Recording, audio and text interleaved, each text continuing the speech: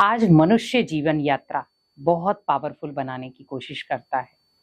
अपने जीवन को बहुत सुंदर यात्रा पर लेकर जाने की कोशिश करता है, लेकिन उसके जीवन में बहुत सारी रुकावटें आ जाती हैं। व्यक्ति चलता तो है, पर चलते चलते थक जाता है।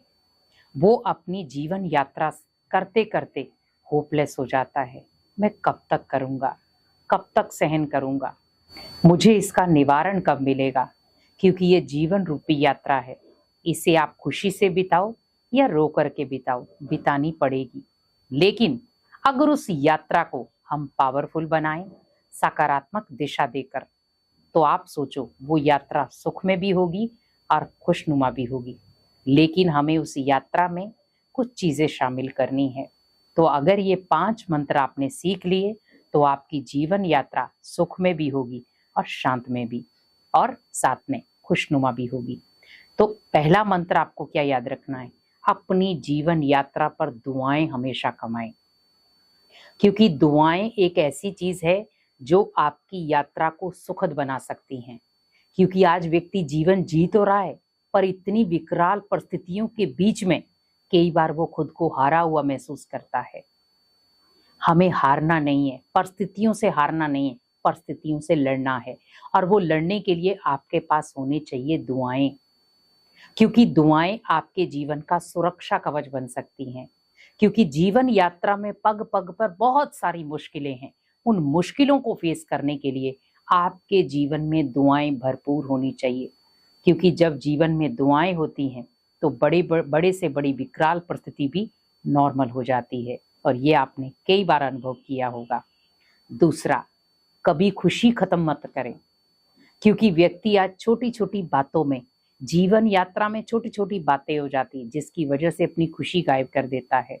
आप सोचें, खुशी हमारी खुराक होनी चाहिए, जो हमारे जीवन को एक नया जीवन देती है, जिए दान देती है। लेकिन अगर हमारी खुशी ही गायब हो गई, तो आप सोचो, हम जी तो रहे हैं, पर एक नीरस जीवन जी रहे हैं, जहाँ कोई रस नहीं, जहाँ कोई खुशी नहीं। अगर हम अनेक आत्माओं को खुशियां बांटते हैं, तो वो खुशियां हमारे जीवन में भी बढ़ेंगी। कहते हैं ना, बांटने से चीज बढ़ती है। और वो अगर खुशी हो, तो आप सोचो, आपके जीवन में तो खुशियां दुगनी आ जाएंगी। तो कोशिश यही करो, मुझे अनेक आत्माओं को खुशियां देनी है, ताकि मेरे जीवन में भी, मेरे जीवन की जो यात्रा है वो खुशनुमा बीते। तीसरी चीज, श्रेष्ठ कर्म। क्योंकि व्यक्ति आज जीवन यात्रा पर जो भी कर्म कर रहा है, कई बार कर्म तो अच्छे करता है, पर धीरे धीरे संग के कारण वो गलत डायरेक्शन में चला जाता है और बहुत सारे गलत कर्म करना शुरू हो जाता है। लेकिन उसे वो गलत कर्म नहीं लगते हैं। कई बार हम कहते हैं ये कर्म गलत नहीं है, लेकिन वो कर्म गलत होता है और हम मानते नहीं हैं। लेकिन आप ध्यान रखें, कौन सा कर्म सही है, कौन सा कर्म गलत है। जिस कर्म में किसी का दुख जुड़ा है, वो कर्म गलत है। लेकिन जहां पर आप अनेक आत्माओं को खुशियां दे रहे हैं, सुख दे रहे हैं, वो कर्म श्रेष्ठ है। तो जीवन में अपनी कर्मों की परिभाषा को समझे। तो जीवन में कर्म कब पलटवार कर जाएं, आपको पता भी नहीं चलेगा। तो आप कर्मों की दशा को समझे, क्योंकि कर्म कब लौटकर आपके पास आ जाएं, आपको नहीं पता चलेगा। तो हम श्रेष्ठ कर्म करें, ताकि हमारी जो जीवन यात्रा है वो सुख में हो। चौथा, हमेशा सकारात्मक जीवन जिए। क्योंकि आज व्यक्ति जीवन तो जी रहा है, लेकिन बहुत सारी नेगेटिविटी के साथ। हम लोगों की नेगेटिविटी ले लेते हैं, परिवार की नेगेटिविटी ले लेते हैं, समाज की नेगेटिविटी ले लेते हैं।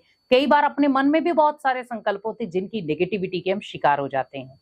लेकिन आप ध्यान रखें, अगर आप अपने मन में संकल्प नेगेटिव ला रहे हैं, तो आप सोचो, आप अपनी जीवन यात्रा को दुख में बना रहे हैं। लेकिन अगर मैं उन्हीं नकारात्मक संकल्पों को खत्म करके अपने जीवन को एक नई दिशा दूं और सकारात्मक दिशा दूं, तो ऑटोमेटिकली आपकी जो जीवन यात्रा है वो सुख में बन जाएगी। तो सकारात्मक दिशा ना छोड़े, क्योंकि नकारात्मक बातें जीवन में आना स्वाभाविक है। क्योंकि बहुत सारे नकारात्मक आत्माओं से आपका मेल होता है, बहुत सारे लोगों के साथ आपका तालमेल बैठता है, जहां पर आपको नकारात्मक बातें सुननी पड़ती हैं। पर आप एक कान से सुने, दूसरे से बाहर निकाल दें। लेकिन मैं आपको ये कहूंगी कि आप सुने ही क्यों, आप ओनली उसको देखें कि मेले में बहुत सारी भीड़ है, जाने कौन किससे बात कर रहा है, तो इग्नोर कर दें उस चीज को, ताकि वो आपके अंदर एक जहर का काम ना करे। क्योंकि हमें सकारात्मक बातों का अमृत लेना है, ना कि नकारात्मक बातों का जहर। क्योंकि अगर आप जहर लेंगे तो आपका जीवन यात्रा जो है वो सुख में तो बन नहीं सकती। सकारात्मक दिशा अपनाएं जो आपके जीवन को और आपकी यात्रा को सुख में बना सकती है। और लास्ट 5वां, अगर जीवन यात्रा को सुख में बनाना है तो भगवान की याद और भगवान की ब्लेसिंग जरूर लें। दिन की शुरुआत भगवान की ब्लेसिंग से करें, क्योंकि ये जीवन यात्रा का ये अनमोल क्षण है जहां पर आप भगवान का हाथ भी ले सकते हैं, भगवान का साथ भी ले सकते हैं, भगवान की ब्लेसिंग्स भी ले सकते हैं। तो आप सोचें, जब मेरी शुरुआत ही भगवान के साथ होगी, भगवान के प्यार के साथ होगी, भगवान की ब्लेसिंग के साथ होगी, तो मेरी जीवन यात्रा कैसी होगी?